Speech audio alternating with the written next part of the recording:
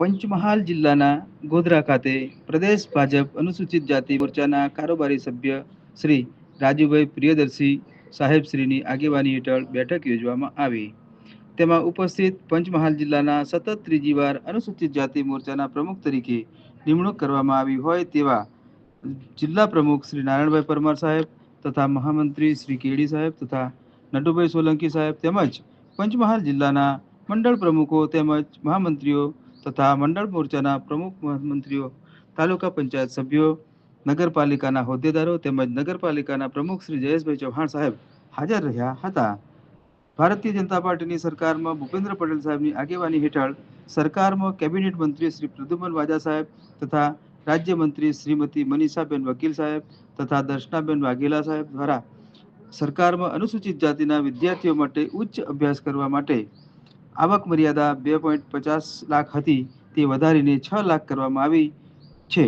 તેના ઋણ સ્વીકાર માટે આગામી દિવસોમાં મળનાર સંમેલન માટે આજ રોજ અનુસૂચિત જાતિ ભાજપની ગોધરા સર્કિટ હાઉસ ખાતે કારોબારી મીટિંગ મળી હતી.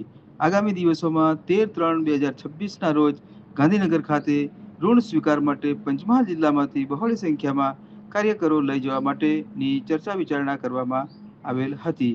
વિચાતભાઈ પરમાર, મોરવા હડપ, સંતરોડ.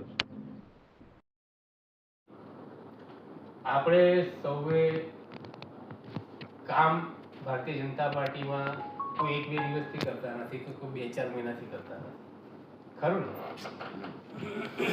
અને સમાજમાં લગભગ આપણો કાર્યકર્તા જ એવો સક્રિય છે કે જેને સમાજની અંદર જઈને કંઈ ને કંઈ પ્રયત્ન કર્યા છે, સંગઠનમાં જોડવાના પ્રયત્ન કર્યા છે. સંગઠનમાં નહીં જોડાયા હોય પણ એને સરકારી યોજનાના લાભ તો ચોક્કસ અપાયા છે. પરંતુ હવે સમય એવો આવ્યો છે ને આપણો કે આપણે કરેલા કામોની નોંધ અને આપણે શું કર્યું ને કોના માટે કર્યું ને કોને કર્યું.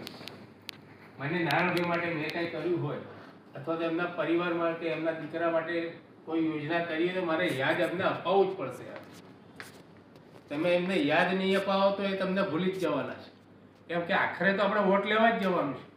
આપણે રાજકીય પાર્ટીના બધા જ કાર્યકર્તાઓ છે, સત્તા ઉપર આપણે પણ આવવાના છે અને આપણે પણ આવીએ. એટલે જ આપણા ભાઈ આજે નગરપાલિકાના અધ્યક્ષ તરીકે આજે આપણી વચ્ચે છે, બરાબર છે.